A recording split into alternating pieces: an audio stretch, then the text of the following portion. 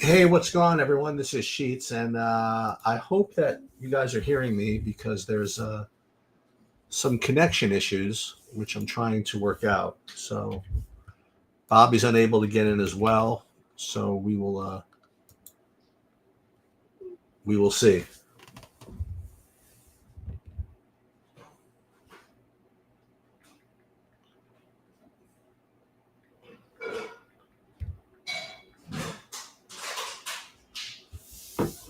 So if somebody could just let me know that they are here, that would be great. Um, because we are running into some connection issues, I think.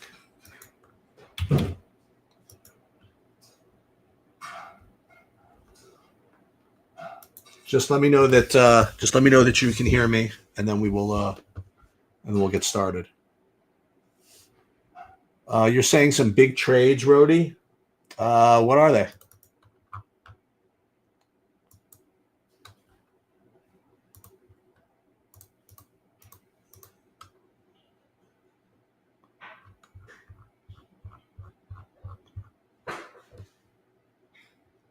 What are some of the big trades? Any of them affect me?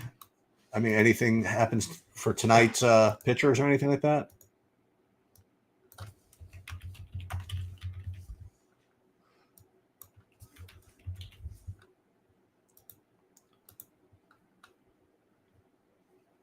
Jack Flaherty to the Dodgers. Okay. It seems kind of bizarre, but I guess they know what they're doing. I'm just posting some State Kings things up, and then we'll get started here. Eloy Jimenez to the Orioles. Okay. Who else? What else do we have?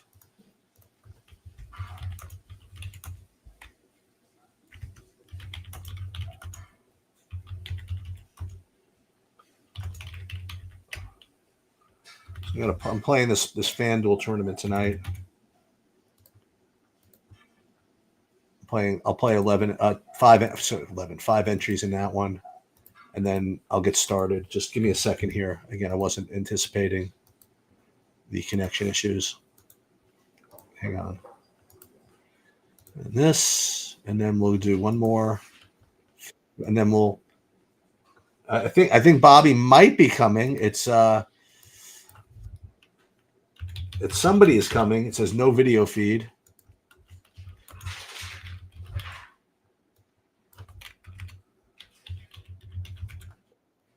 There's something. Oh, I thought something was coming.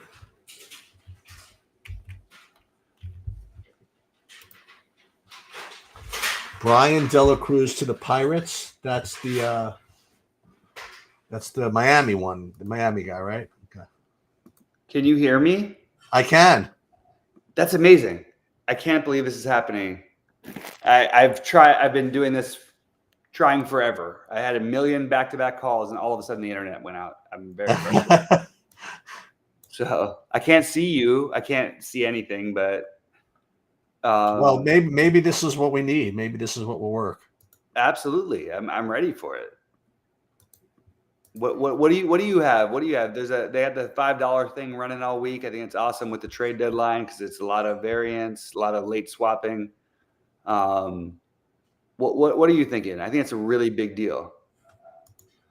Well, I mean, is there anybody that's getting traded tonight? I mean, that's in tonight's slate.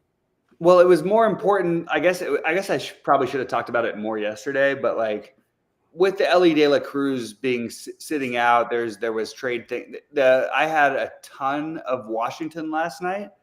Unfortunately, I did get the swaps in time, but I was swapping him in for like a 4,100 guy against a 5K guy because I had Lane Thomas in like almost every lineup, like not every lineup, like 20% of my or 15% of my stacks, whatever, the Washington stacks. He was in every one of the Washington stacks. So I had to like adjust. And then I sent an email to DraftKings, and this is when my internet worked. And I have video of it. I posted it on Twitter. It's crazy that I tried to switch Alex Call for Jacob Young, and there was 1,100 price gap, but I knew I thought it was a different way of getting different. Leave 1,100 on the table, whatever, 1,500, 2,000, whatever on the table. And it was a 150 thing, but I really wanted to play Alex Call, batting sixth. Jacob Young was batting eighth. Alex Call has a little bit of pop. There's some talent there. He had a home run. He had a 3-run homer in the first. He ended up with like 25 fantasy points. It basically cost me like $5,000. Like maybe not $5,000, but like somewhere in the, instead of, I guess it would have been, because I would have won 3 or 4 instead of losing 1 to 2, you know what I mean? Like, so it was like a $5,000 switch, but I sent it to DraftKings. I sent it to my host. I did it way beforehand. I did it 50 minutes before the game started. I was just trying to make a 1v1 swap of the same game, same player. I couldn't do it. Couldn't swap anybody. So that was my tilt from last night. And I'm sorry if I just brought it into today's slate, but that's what I've been trying to deal with a little bit today, because I do feel like I should be compensated in some way. I don't think it's right. So what I'm going to be doing tonight, it looks as though is basically what I said I was going to do earlier. So I'm going to be playing, as far as stacks go, I'm going to be playing the logical ones, which are Cubs, Seattle, Kansas City, and Arizona, and then I'm going to play 2 sets of leverage stacks, that being Oakland and the Rockies. Those are going to be my stacks throughout my lineups pretty much. And then pitching wise, I'm probably have action on Robbie Ray in most lineups. I either have Robbie Ray or Oakland in most lineups.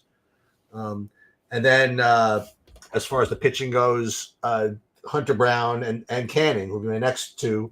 But in non-Canning lineups, I'm going to get some Colorado. And then I'll probably get some 5-10%ers as I build my lineups right now. Yeah. First of all, I love the process. I think it's just right in general. And look, there's arguments that have been made, over and over again, that you just stack against the most popular pitcher every day, that you can be a winning player doing that. I actually think that it's an interesting conversation. I don't know how to do that, because you're trying to do the best job you can. You're trying to do the best every day. But I like the idea of leverage when the pitchers are that volatile. Fragile. I would say fragile even. It's a horrible hitting situation in San Francisco. So that's the only reason why I didn't get onto the A's. Otherwise, I would have. I love the idea. If you tell me it was in Oakland instead of in San Francisco, and it was, instead of 58, it was 78, and there was wind blowing out, then I'm in. It's just hard to hit home runs when you don't have that many home run hitters anyway. So look, this is how good players win. You're gonna win with these types of plays in general. I think it's the right way to treat. I've had a lot of different phone calls today about different endeavors. Some of them, one of them you were a part of. I just think there's so much value in just being different in DFS, and I think you need to really be like as different as you can on slates where there's not like I need to play some of this, and I feel like this is one of those slates. I don't feel like there's a thing you have to do. Right? What's your pitching? Well, I'm going to let you know in a second. I'm just building my whatchamacallit, my FanDuel lineups right now. But it's what I said. It's Robbie Ray, and it's Canning, and it's Hunter Brown, and nothing particularly off the board, and some Glasnow. Nothing particularly off the board, except again with those hedge stacks or whatever. Yeah, it makes sense. I'm starting to question a little bit of my strategy, because it was always just get the better pitching. And I still think that's the right overall way to play baseball. Like, if you're a newcomer to DFS, I think you should play baseball with yes, let's focus on getting the sure points that we can get, back in the day would be Kershaw or Glasnow tonight. It'd be rare that Glasnow has less than 16 fantasy points. You know what I mean? He's not going to kill. Skeens last night wasn't great, but he was right. fine. Right. What's weird is he actually pitched a great game, but he just didn't have the strikeouts, Right. And it was literally he had 6 strikeouts, I think, in the 4th inning. I think it was He loaded the base with nobody out. He was in a lot of danger there. And he got out of there. Yeah. Dude, that guy that is a man. I really like that guy. But anyway, I just think like the more I keep overthinking baseball and trying to reconstruct, because I do that. I spend a lot of time trying to figure out what I did wrong. In basketball, it's very easy for me to see my flaws. In baseball, it's really difficult to understand what a flaw is or what you're doing. What I'm starting to realize is that I always went for the sure pitching points, but like when I started playing, when I won my biggest tournaments for the most part in baseball, now I've always won other than this year. And I've won a couple, but anyway, all of my big wins, a lot of my big things were based on a completely different game than what's being played right now. It's not because the players, not because the sims, it's because the way the baseball is played is different. So it's really hard yes, it's nice to take the short points for pitching, but I'm starting to have a reconstructive thought. Like, I think maybe that I need to vary a little bit on my pitching options. It's volatile for them, If the guy grounds into a double play, it's actually bad for your pitcher. If you get 2 strikeouts instead, your guy's a stud and he's amazing. I think I need to focus a little bit more on the strikeouts and a little bit more on the pitching and a little bit less on the hitting is what I'm learning. At least from going through a bunch of different resets of lineups I've entered. Not that they were wrong and the pitchers did fine, but I had too many guys doing fine and not enough guys who actually could win me a tournament. So anyway, you mention it all the time. You didn't today, but like in general, I think that it's interesting to always think of different creative ideas, and you always talk about getting different at pitching more. And I'm like, sometimes I'm like, Sheets, come on, man. Like we don't need to get different at pitching. I'm looking. How about this? How about this lineup? I just ran some stuff, and one of my bigger buy-ins is the of course pairing. Oh, who else would you play? But JP Sears and Cal Quantrill together. There you go. Let's go. There you go. That's a lineup right there. That's a lineup. It's something. I don't know what it is, but it's something. I love it. No, and none of the popular stacks, by the way. Like I need that. It's like right. And okay, so this is another thing I learned from my mask, because I did some reconstructive research. Okay, so like, or I don't know how you say it, like reconstructing lineups. I looked at my lineups, and the problem was if I'm going to play guys like last night, like if I was going to play Jordan Montgomery and Cal Spears, which I did in my 150. But if you're going to play them, why am I then playing Seattle with 5,000 left on the table? You know what I mean? Right. But I kind of like the thought process. I just think it's like, okay, you're playing a tournament for like 10 million people. Like you don't need to win that tournament. You just need to win this tournament. And it's interesting that sometimes that's where it brings you if you try to program your own stuff in, for me at least. So that was something I would have liked to have done a better job correcting. I mean, I'm pretty sure. Wow. How am I getting away with this?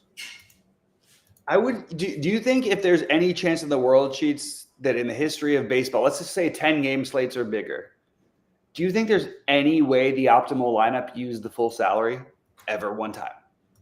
I don't think so. I don't know. Good question. I think mathematically it's impossible. Right? 10 games or more? I don't know. Sorry, I've been doing a lot of. I wonder who's playing for Colorado tonight. Who knows? We don't even know who's. You're gonna find out the trades in like a couple hours. Well, as far as exposures, well, forget exposure. Let's do something mildly educational here. Okay, let me share my screen. I'm gonna do a SaberSim build here, and I'm not gonna. I'll use just the SaberSim projections. How about that? Just to show you guys what to do again. Wait, so who's out here? Jimenez is out. You were saying, yeah, because he's traded, right? Okay, he was traded. That Orioles team is ridiculous. I'm worried about the Dodgers a little bit, to be honest with you. What do you think of getting Flaherty? It doesn't mean anything to me. I literally don't get it. I mean, there's no pitching. That's the thing. You know, they don't have pitching right now. And Flaherty's always had like the talent level, but like this year it finally worked out, and now everybody thinks he's like the greatest signing. I'm not buying it. I'm sorry. I want the guys in that situation to be the best against the best. You know, I don't know if I would rather see, not because his name is Bobby, but I would rather see Bobby Miller find his form again and be starting a game than Jack Flaherty personally, as a Dodger fan. so Eloy Jimenez is out. But he's really good though. Like, I mean, I'm not saying like he's not going to have some moments. I don't care about moments. I want to win the World Series. If you want to win the World Series, have the guy who's the toughest to hit only for the best hitters. Doesn't matter how everybody else hits them. Just matters the best hitters. Doesn't matter what your record is. Just the guy who's the best against the best.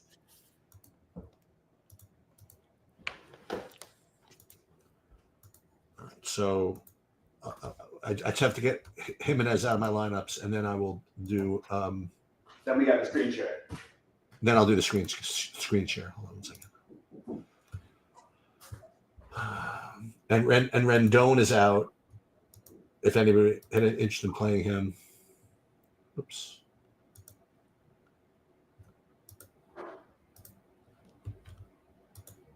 Just make sure. So no Jimenez, no Rendon. Jimenez. Why am I still getting Jimenez in my lineups here? This is not good.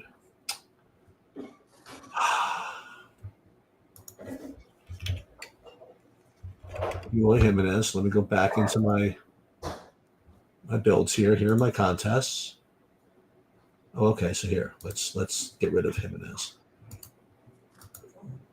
Same team. Okay, good. I think that everybody thinks the Dodgers won this trade deadline, and I actually don't feel that way. I actually think there's a lot of teams that did really well. I'm just going to talk while you're doing your thing. Yeah. I think that Baltimore. First of all, I love Eloy Jimenez. I understand he's had some injuries that have stopped him from being the great player that he is. It was not long ago that we treated him as the hot spot and not Luis Robert, which I've always, again, Robert / Rosarena, those are very similar players. I like Eloy Jimenez just as the way he can hit the ball. And it's like how I always felt about Santander. Sometimes these guys just take time to come in, especially in baseball. You figure out a different approach. It's not weird for a baseball player who is a struggling hitter to become Justin Turner, Max Muncy. These guys couldn't hit home runs.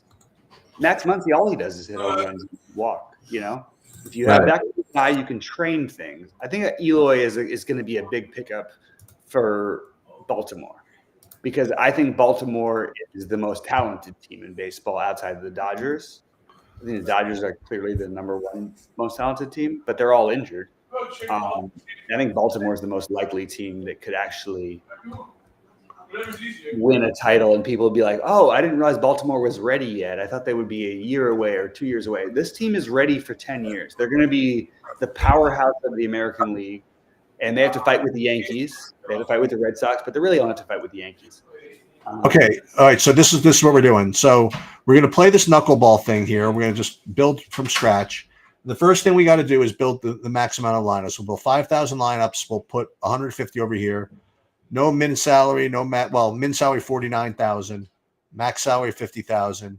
And let's make one change here. Instead of using the default settings being 20 max, we will juice it up to 150 max, just because it's going to be so many entries that we have to really put a lot of entries out there.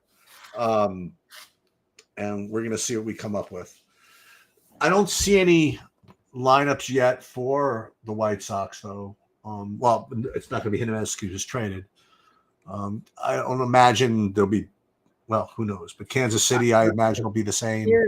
Here's what I imagine. I think you're going to have to rerun your projections. I'm sorry to say it, but you might end up with a bunch of like minimum cost guys at the top of the lineup that you should probably play, right? Like, why you feed these games that haven't announced yet? You mean? Yeah.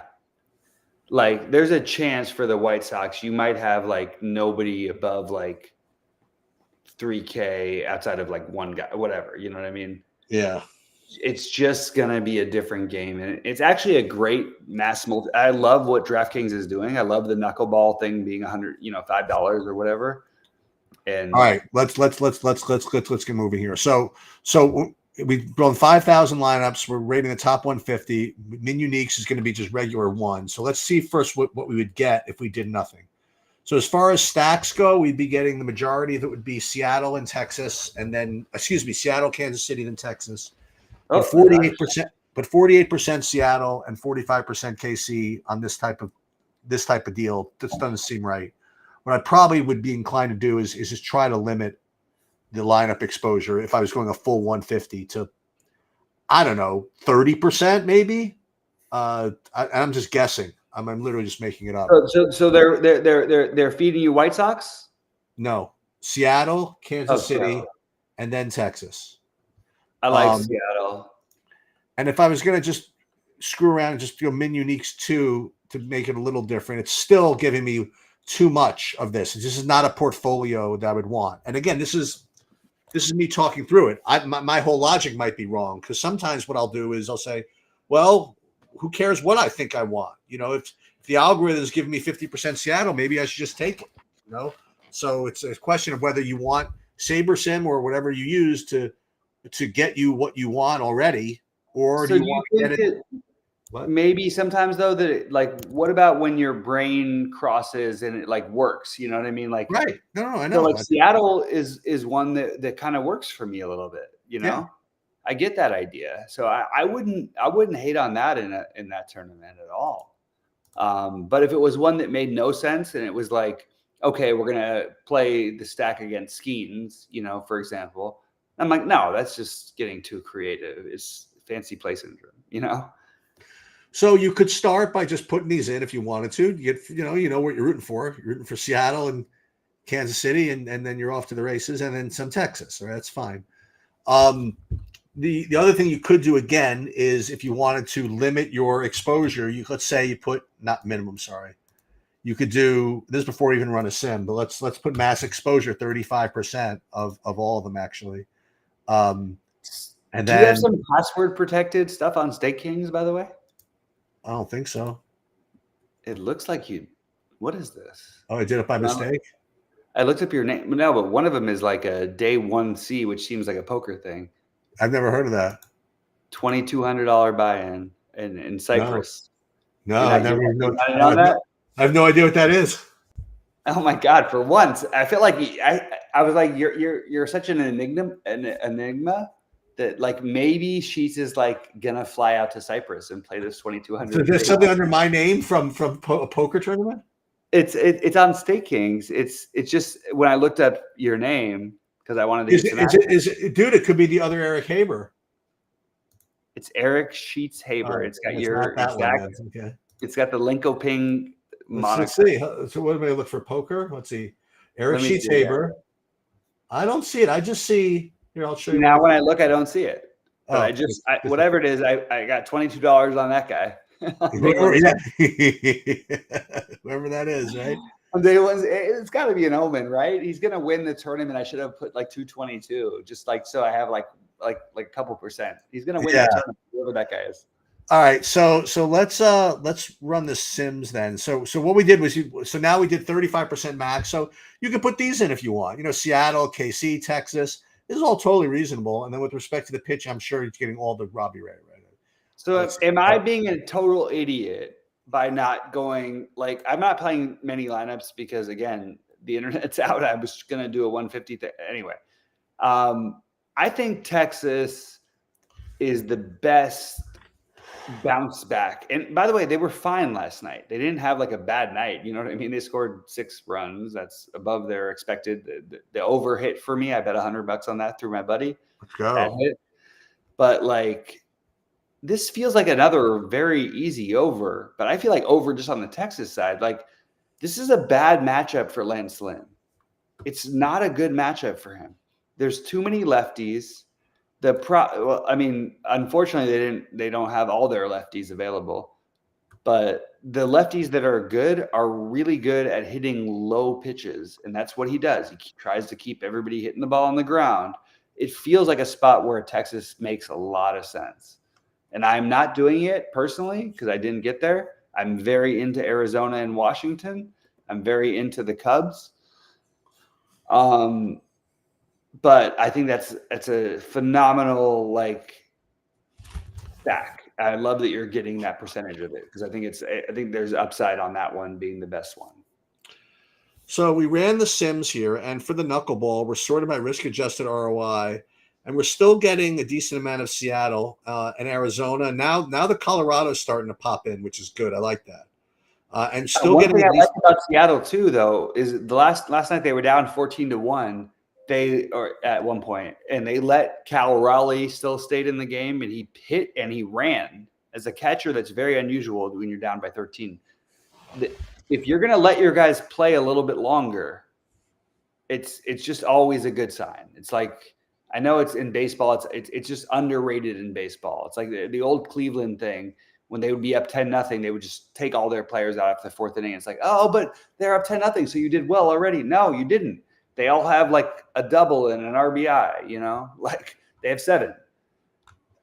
I like that about Seattle. Sorry, keep going. I'm sorry. Okay. So when we ran the Sims, again, still Seattle, and Arizona, but then Oakland Colorado kind of showed up. And then I'm forcing in the Oakland, which I sort of mentioned I was considering doing before. And then with respect to stack exposures, mostly 5-mans. And we'll just keep it like that. I think it's a good night for 5-mans. You know me, I'm always interested in getting creative, but like sometimes you can get a little too creative and take the home run. There's not like obvious guys who are supposed to hit home runs tonight. You know what I mean? There's not like Shohei in the best matchup of all time or anything, but there is a lot of stacks that I think will go off. I just don't, or could go off. I just don't know which one it's going to be, but I like the Seattle idea a lot. Right. And they're cheap too. I like the 5-mans though tonight. I feel like tonight's a better 5-man night. The problem is you just got to be really careful about anybody who doesn't have a lineup. Don't assume that you have that lineup. Okay, that's interesting.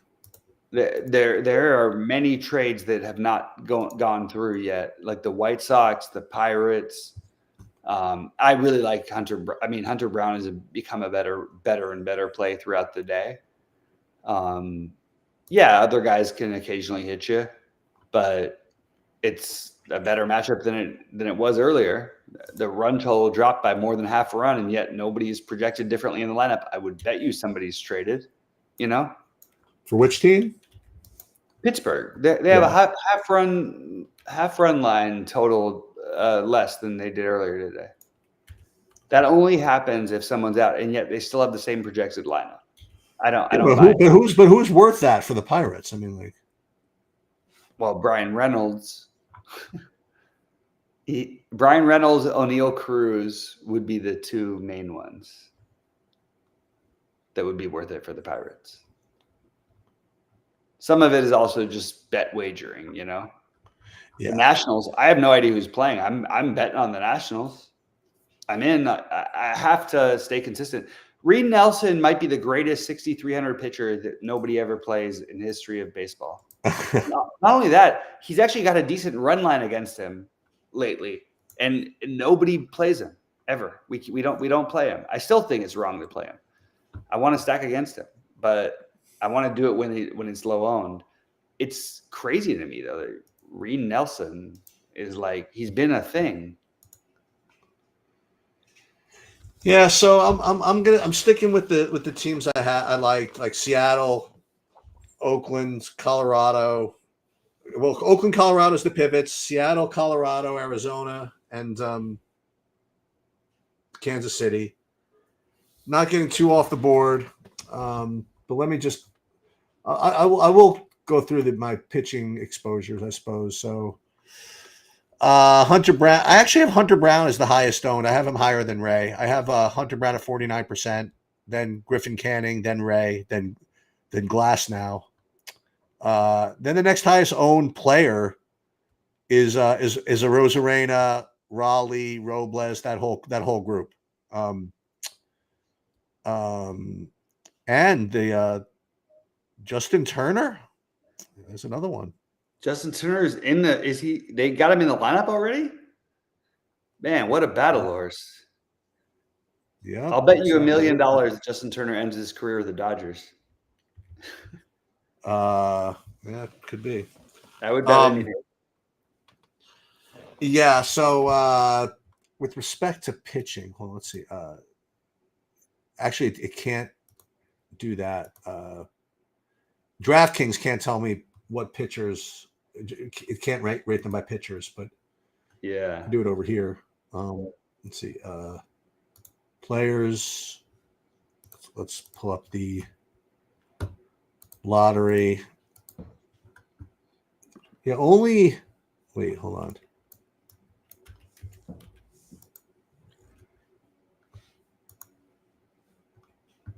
Yeah, I'm playing a lot of pitchers.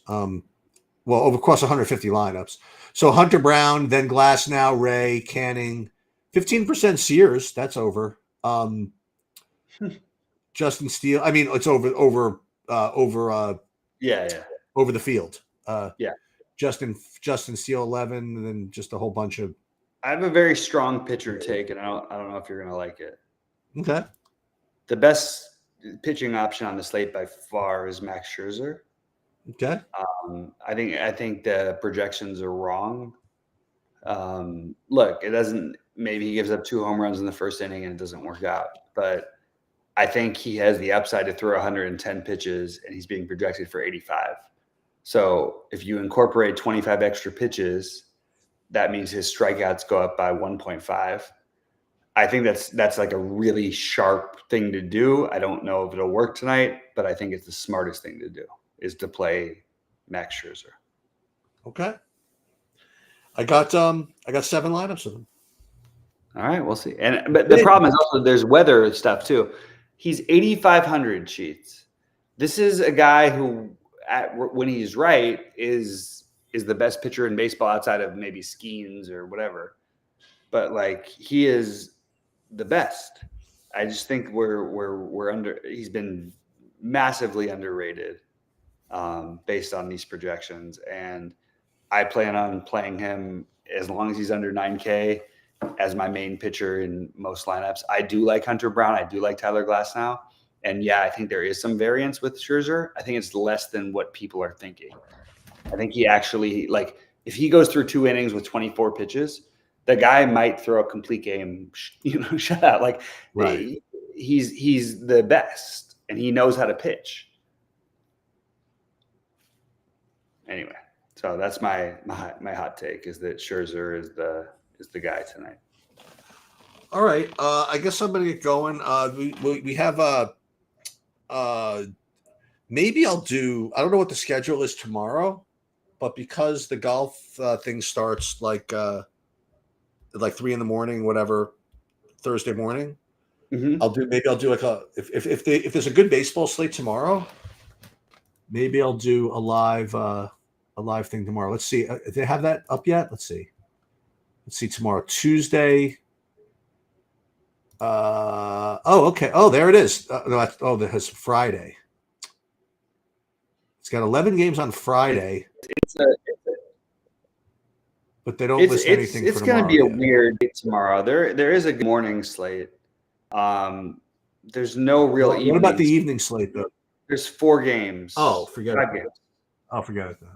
But maybe, who knows? You got Dylan Cease against the Dodgers, Clayton Kershaw against the Padres, who we don't know who Clayton Kershaw is anymore. It could be interesting.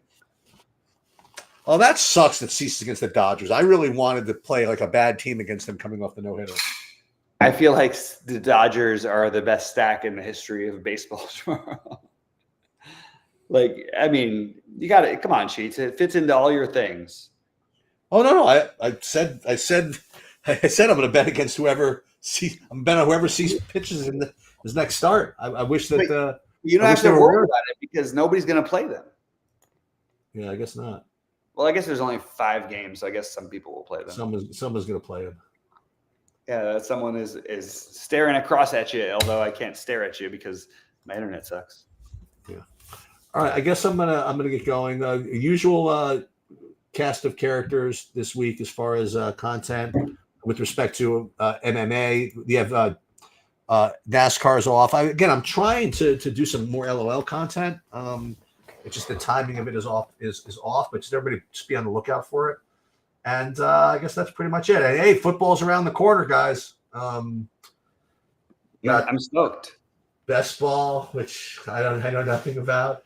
I guess he says he knows nothing. Watch Sheets is gonna like fight it out with Brody. You watch. I'm gonna have my Geno Smith. Right now, I have two best ball lineups, and both of them have like the Geno Smith double stack with NJ Nigba and somebody else. Who else? That sounds good to me, man. That sounds like a winner. Something like that. And then I got I also have some Arizona with the. I didn't go. I have to get some Harrison too, but that Trey McBride at tight end. I have some of that. I don't know. I'm gonna try to build 20 lineups between now and the end and then the season. I have 2 right now. But what's cool is that it's impossible to build like 150 at a time. So it's not like you're fighting like software programs. You are, I disagree with that. I think you are. Well, you're fighting software programs, but not like bots. You know what I mean? Like you can't build these things automatically. I would like to think that's true, but I'm so afraid that it's not. I hope you're right. All right. I'm going to run. Good luck, everybody. All right. Good luck, everybody. Have a good night.